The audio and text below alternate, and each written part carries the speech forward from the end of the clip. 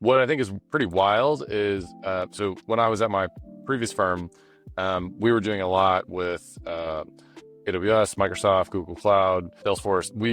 Because of the partnerships that firm has with these big cloud providers, we got to like play with tools earlier than Mhm. most. But anyway, at that time, we were building a lot of proofs of concepts for clients, and AI could not do a lot of things. Like people had Mhm. the perception was, oh, AI can do all this stuff. And like Yeah. 2 years ago, it wasn't very good. Like it was kind of like a lot of hallucinations, a lot of problems. Fast forward to now, like it can do a lot of things, right? It Yeah. passed Turing tests, like you can vibe code a functioning app in like an afternoon. And so I think that the window or the amount of things that it can't do is continually going like this. Mhm. And Hello, everyone, and welcome to the Business of Learning podcast. My name is Joao Camargo, and my guest here today is Drew Burdick, who is the founder at StealthX. Drew, thank you so much for being here today. yeah, thanks for having me, man. I'm excited. I'm excited as well, and we got connected through a previous podcast guest. So why don't we start off with you just telling everyone, Drew, a little bit more about StealthX, who you guys help, what you're all about, and any other context you'd like to share about the company. Yeah, so Drew Burdick, founder, managing partner of StealthX. We serve mid-sized companies primarily in building great experiences. A lot of people always ask me, like, what does that mean? We focus a lot of our energy on thinking through and designing and building solutions for making your customer experience better. So both digital and physical experiences, as Mhm. well as employee experiences. So a lot of times it looks like apps, websites, software. We design, build, and launch those things. And then we also do things where we'll help with hospitality experiences. So think through like every single touch point from the journey. How do you go from, I don't know anything about your brand to I love your brand, like all the pieces and parts between there. So yeah, that's a little bit about me and what we do. Awesome. That's really, really cool. I would love to. I have so many questions already that we'll dive into. But tell everyone also a little bit more about what you had going on before StealthX, because we had a brief chat about it when we first spoke. So any context there would be awesome. And then I'll dive into some other questions. Yeah, so this is my second foray into entrepreneurship. I had an agency 16 years ago working mostly with small businesses and doing marketing and brand type work. I From there, honestly, I was working really, really hard. This was like, in my mid 20s, burned out and decided to go corporate. So I worked for a couple of different companies. One was Red Ventures Hmm. here in the Charlotte area. And then I was at a company called AIG, which is like a large insurance enterprise Hmm. company.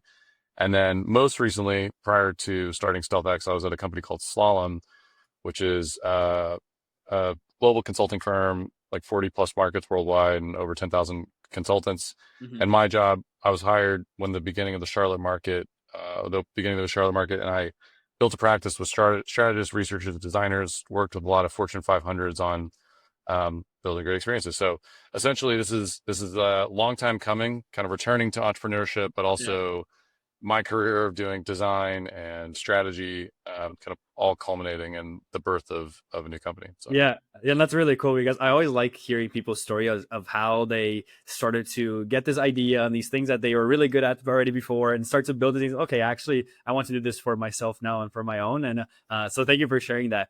The question that I that first popped into my mind when you mentioned who you guys are helping and the type of partnership you have with them is when you're engaging with your clients, is it usually a situation in which they have completely no idea what they're doing starting from ground zero, or they've had these plans, they just never really knew how to implement it, and you guys come in and help them excel in there? Talk to me a little bit more about that. yeah, it's a great question. It's a little bit of both, to be honest. So we've got a lot of clients where they just don't have the capacity right now to solve a problem. They're like, hey, we Mhm. really need like a tiger team, a SEAL team to come in and just solve this problem because we've got all these other things we're dealing with right now, and we just need somebody to take care of it. But we also have clients that they don't have the capability. We just Mhm. recently worked with a healthcare provider who just started, like in the last 6 months, a new experience design team, and it was a Mhm. team of two, and they were like, hey, they were legacy folks, been at the organization for a long time. So we're like, this is totally new to us. We just need somebody to like teach us how to do this work, but also do it with us. Yeah. So we do both. It really Mhm. depends on the client and the situation, but we the name StealthX, the whole kind of like story behind the name. I'm a big believer in doing things with people and not to people, really feeling like we're part of the team. And so that idea of stealth, there's three different sort of origins around it. One was the whole, SEAL team, get in, take care of the problem and get out. Yeah. The other one is, we're so stealthy, if you will, that we feel like we're part of your team. We've always been there, kind of thing. And then the other one is, there's this great quote that I love. It's great design is often invisible. And I Mm. believe that often great experiences can be invisible. You don't notice when an experience is great always, but you notice when it's bad, right? You know when it's a Yeah. terror experience. So anyway, that's a little bit about the name and kind of how we solve problems for That's clients. really, really awesome. I also I find the name just so cool. Like it just Yeah, thanks. like it rolls off the tongue really, really well. And it's interesting you mentioned um the portion where the goal is to not be, I'll call it detected. It's like it's going to become so good, the things that we do for you, that they're just seamless. Like if there's obstacles, the obstacles will always be pointed out. But if they aren't, the goal is to not have anything to stand out, or not stand out in like a bad in like Yep. a bad way if it wouldn't stand out, but in a good way in which it's so frictionless that it's seamless, it's smooth. The operations go easily, and as you said, tying back to the SEAL team, it becomes so efficient. I'm wondering from you, Drew, which one do you like doing more? What type of engagement do you like doing more? When it is a little bit more brand new, where you come in, take care of the work, make it seamless for them, or when they already have some plans in mind so that you can pick on their ideas and then supplement that? I I love the 0 to 1. Mm, Uh, sort of why I started a company. yeah. I love and enjoy the client comes and they're like, we've got this problem. We just need somebody to take care of it. And we're able to go in and from start to finish, like bring something Mhm, online. A lot of times, especially right now with AI. So one of the things I failed to mention, we do a lot of AI projects. We're using AI in all the tools or in all the ways of working. mhm, We're building AI powered solutions. Like we built an AI powered day trading app for a client. We've done a lot of like agent builds, things like that. But what's fun is like a lot of times clients are coming to us and they're like, look, we know we need to figure out AI stuff. We don't know where to start. So you mhm, guys help us. And so we're able to come in and, build something from zero very quickly and demonstrate the value and then be able to mhm, help them think through how to scale it from there. So do a lot of POCs, mhm. like proof of the concept, MVPs, things like Awesome. that. So yeah, those are my favorite. Those are fun. No, that's really, really cool. And what do you think are the biggest gaps, or I don't even know if they're like mistakes or just things that these companies are usually missing, that you notice the most often? Like, what are some of the biggest patterns that you see? Like, oh, majority of these companies, if they just did one, two, three, and four, then they would be really set. They just have no idea how to do that, and those are the things that are usually missing that could give them so many great results. Yeah. So from a customer experience standpoint, it's funny. A lot of people talk about like, oh, how to make the experience better, da da da, but they never actually talk to their customers. And so, Oh, like trust one me, I thing, know.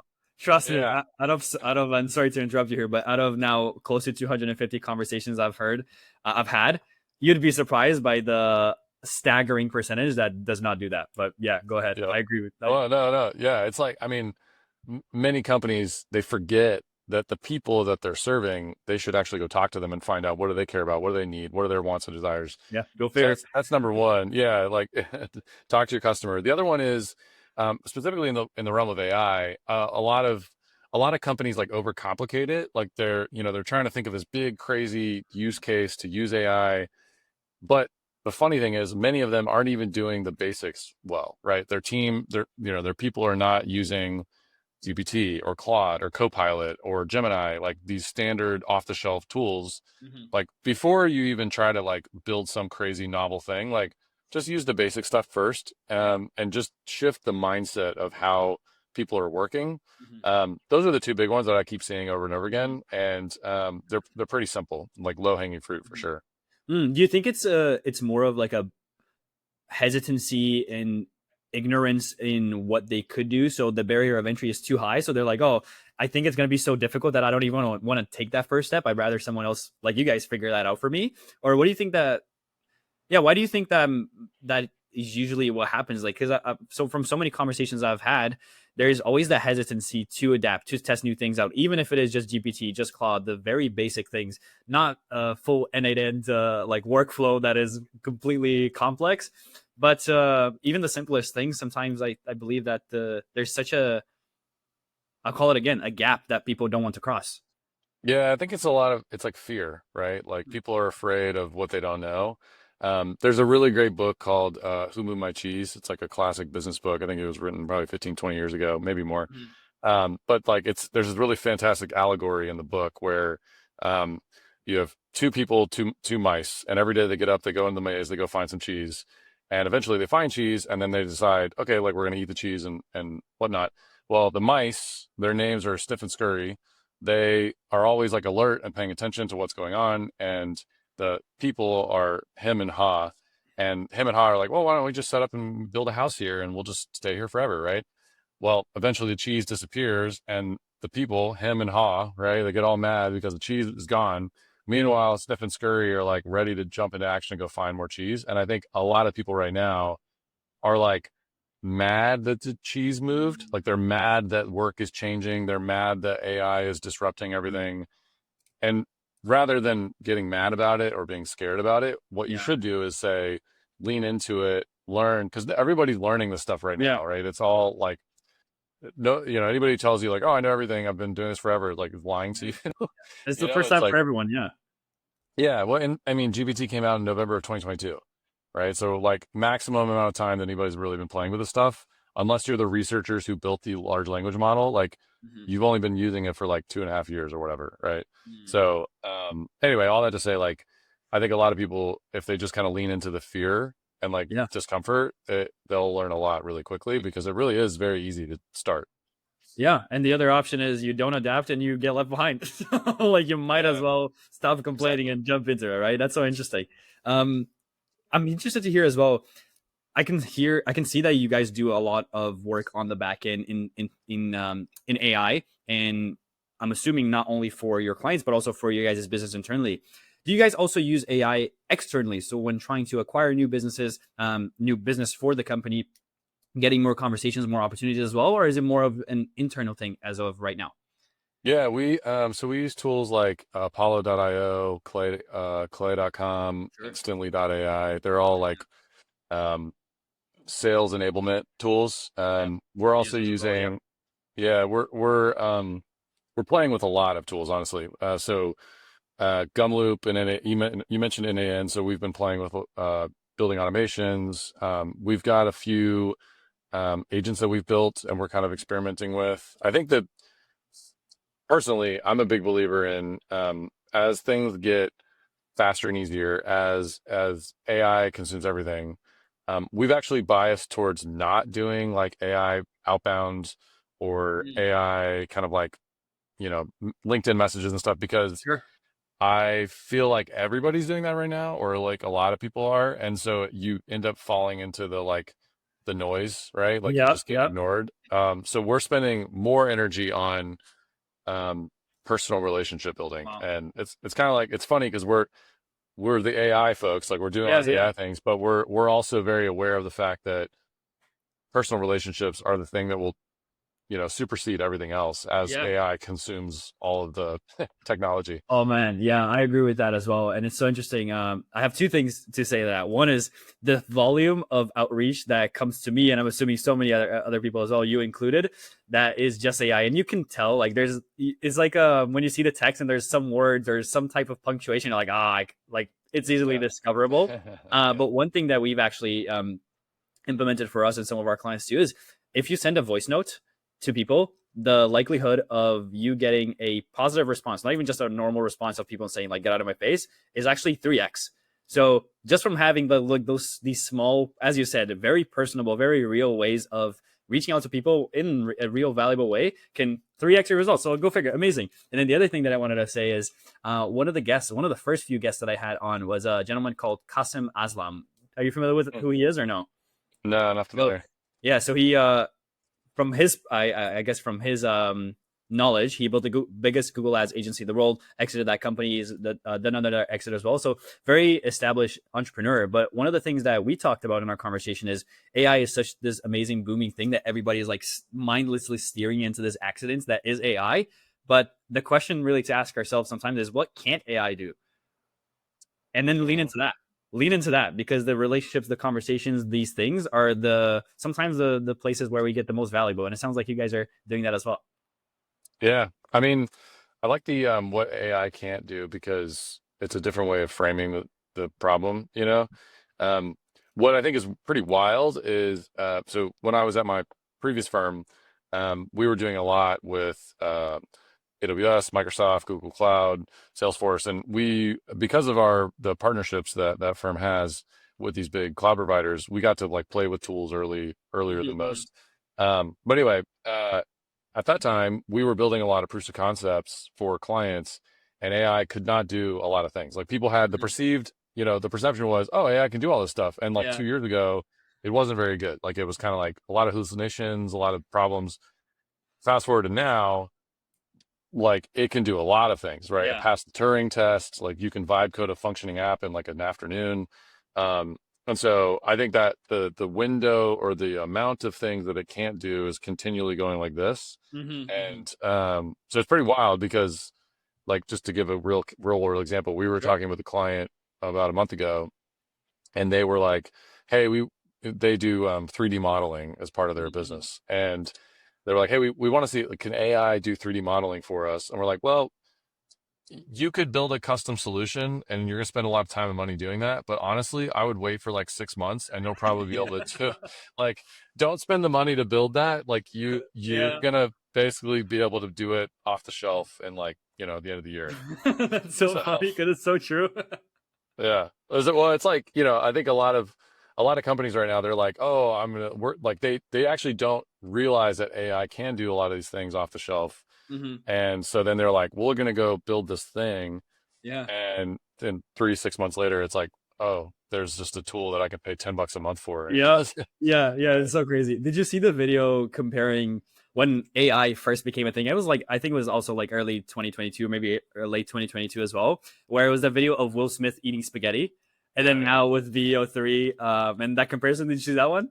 yeah, It's yeah, crazy how with the fast. flow, yeah, Yeah, exactly. It's crazy how fast that has adapted. And is it Moore's law that talks about the internet speed and how much it yep, compounds year over year? keeps like Yeah, accelerating, exactly. yeah, Like we're at the point now where it's like it's almost going backwards because yeah, it's so much. So it's interesting to see how fast that moves. And yeah, you said like 6 months down the line, yeah, maybe even sooner, for some of these things, which is pretty mind-boggling to think about. Drew, I'd love to shift the final piece of our conversation here. To StealthX itself, your company, and how you guys are, I'm assuming, thinking about keeping growing and keeping that growth coming for the company. And one question that I always like to ask every single guest that comes on is, sometimes it's great to share all the wins on all the amazing things that we're doing, but we all know entrepreneurship is not sunshines and rainbows. So I always like to talk about some of the challenges that can get in the way of that. So here's a question that I ask pretty much all of the guests coming through, which is this. Let's say you had a magic wand that you could wave and you could solve just one challenge inside of the company, even though there's often many priorities that we need to be taken care of. One challenge, one obstacle that would allow you to hit your revenue goals, client acquisition goals, whatever that might be on the back end. Solve that one, that challenge gets solved. What would you like to solve? yeah. Well, your first question, I'll hit that one first, which is like our ambition with StealthX is personal opinion. I think Sure. that services are going to get commoditized, Mm. and so like really our desire is we're working with clients, solving their problems. But as we grow and as we continue to develop as a company, mature as a company, start to build our own products and start to have kind of like subsidiary companies that are Mm. serving other segments. Because I think that it's going to get harder and harder to be, like an agency or a boutique or a consultancy because you can just go to GPT and ask it whatever question you want, right? Sure. Um, the thing that the problem or like I don't know whatever keeps you up at night or whatever. I think the big one, and this is probably true with most entrepreneurs, is cash flow. Like Mm. the biggest constraint of the business is, with services based business, you have typically 30-day terms. So there's always the the pain point of like, all right, we invoiced the client and now we got to do the work, but we don't get paid for 30 days. And then, Mhm. then the other 30 days after that. Mhm. So that's always like a challenge. We made the purposeful decision, I made the purposeful decision to not take on outside capital and to kind of bootstrap this whole thing. So Mhm. Mhm. because of that, we're not sitting on a big giant pile of cash that from a funding raise or Sure. capital raise. Mhm. We're just cash flowing it ourselves. So Mhm. Mhm. um, that said, like what's been really exciting is we're a little over a year of business and we have like positive cash flow, Yeah. profitable company, like we're growing. So it's exciting to see. But yeah, that is the cash flow is always the pain point, right? It's like Yeah. oxygen for a company. I know, yeah, 100%. And it's interesting if I'm okay to ask a question about that answer as well. So Yeah. many, again, so many patterns from these conversations that I have as well. For you guys, is that cash flow situation, is that usually because, or from your perspective, from the opportunities coming through, the conversations happening, or is it just the maybe the sales cycle that takes so long that doesn't allow things to go through? Like, which end of the spectrum is it for you guys? It's receivables. So like we're doing pretty well on sales and closing deals and contracting deals. It's more so like think about this, like so our client base is typically mid-market. Sure. Um, if we do a project that's like 12 weeks long and we invoice every, 30 days, so it's like four invoices, um, or I guess like three invoices rather. Uh, when we invoice, I have to pay payroll for 30 days while we're waiting for that invoice to get paid, Got and it. then we have to pay. Yeah, yeah. So there's kind of this like cycle of, hey, client, here's your invoice, and we got to wait to get paid, but I still have to pay my team, Yeah, yeah, yeah. right? That's important. And then get paid to be able to. So Uh-huh. that's like the and like frankly that's just a normal business problem or Yeah, challenge. yeah, yeah. But if there's a client that like they're slow to pay or Mhm. they like, Yeah, you're like poking their AP team like, hey, you need to pay your invoice, right? Like yeah. that's where it starts to be like, like, it's the constraint where that cash flow, like it affects things like payroll, it affects the ability Sure. to invest in marketing Yeah, yeah. and hiring. So, yeah, that's more of the problem, or No, yeah, thank not. you. It's not Yeah. a problem, the need, the No, for sure. opportunity. Yeah, thank you for clarifying that. It's Yeah, yeah, it's just cool to hear everyone's perspective because I think cash flow is like, as you said, the lifeblood of every business, and every business owner is like, can we triple our cash flow? Yes, a million percent. Let's do that. It's just like, okay, what are the pieces to actually pull to make that happen? So thanks for yeah, sharing. And then I have one final question here for you, Drew, which is sure. actually not a question from me. It's a question from our last guest to you, and they had no idea who you were. So here's the question. You ready for it? Yeah, Here it is. What is your biggest secret sauce for getting an amazing team and making sure you're hiring the right person for a critical role? that's really good. I'm a big believer in like culture is like the most important thing. Culture is secret sauce. There's a really great book called Culture Code by a man named Daniel Coyle. He also has another book called Culture Playbook, which is like a much more tactical kind of like Mhm. set of things you can do. I I read that book Culture Code probably 5 years ago, something like that, What was the and good it name again? completely Sorry. Daniel Coyle, Daniel Coyle. Coyle. Okay. Daniel Yeah. Coyle. We can put it in the show notes. But uh, anyway, Daniel provides a lot of really great thoughts on like culture. And one of the things that really stuck out to me about that book is he talked about there's a research study that was done, and there's typically three types of teams. There's the all-star team, which is you have like the top talent, most talented people. You have the professional team, which is more like high skill, expertise, experience, whatever. And then there's the culture team, which is more like you invest in the culture. And like 100% of the time, culture teams win, right? Mhm. You can have um, B talent or like people who aren't as experienced or have as much expertise or Yeah. they don't have the pedigree, but if they have that common bond and that kind of like, Mm. culture Aligned of mission. Yeah. mutual, yeah, aligned mission, culture of safety and vulnerability, like there's another book called Radical Candor by Kim Scott, Mhm. which is That on one. Yeah. this idea of like care personally, challenge directly. Those, in my mind, those things like the culture things are the Mhm. secret sauce. And so Mhm. hiring people to have kind of fall into that culture, you have to be really intentional about making sure that they align to those values, those core Mhm. values that you have that are part of your culture. I have like four things that I look for when I'm hiring. I call them the core four. It's uh, high give a shit factor, growth mindset, bias towards action, a good communicator. If you have those four things, those are the kind of like fundamentals. Everything else you can teach, but if Yeah. if someone's character doesn't align to those things, then Mm. it's kind of a non-starter for me. So Oh, that's really, really awesome. I like how you frame that as well. And it also sets both parties for success, because then here's the expectations. Here's what we want from you. Here's what we think or we need you to have. And if that's not you, no problem. You can go somewhere yeah, else. But if that's you, oh man, this is the place for you to be. Wow, that's yeah. amazing. Drew, thank you so much for your time. This has been such an incredible conversation. Where should people go if they want to learn a little bit more about you and, of course, a little bit more about StealthX as well?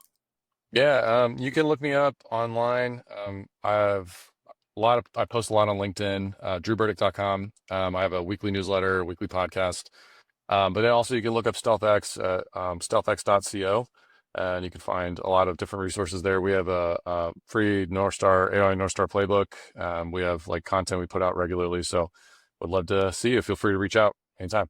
I will leave everything down below here in the description, of course, if you want to check those out. And if you're still hearing this conversation, you want to hear more conversations like this, please hit the subscribe button, and I will see you on the next episode. Thank you so much for your time, Drew. Thank you.